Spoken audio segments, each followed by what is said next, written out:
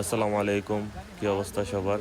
চন্দনাইশের ভিতরে কাঁচা রাস্তা দিয়ে এসে বিপদে পড়ে গেলাম। চন্দনাইশের ভিতর দিয়ে নাকি আমরা বান্দরবান যাচ্ছি। খুব বাজে অবস্থা আমাদের। এই দেখেন সবাই দাঁড়িয়ে আছে। নাসের ভাই আর আমি চেষ্টা করতেছি কোনোভাবে হাতে ধাক্কা দিয়ে নেওয়া যায় কিনা।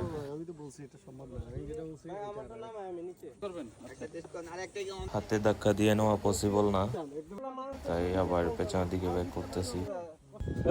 আটকে গেলাম। এই হচ্ছে গাড়ির অবস্থা। খাঁড়া টান মেরে ওঠার পর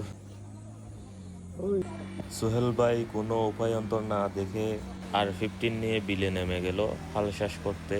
খুব খারাপ অবস্থা সোহেল ভাইয়ের।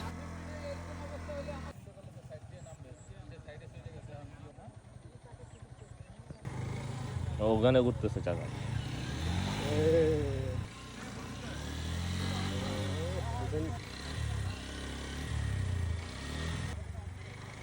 ভাই গাড়ি স্টার্ট বন্ধ করে ঠেলে না, আপনারা যতজন ঠেলতেছেন গাড়ি এতক্ষণ চলে আসতো।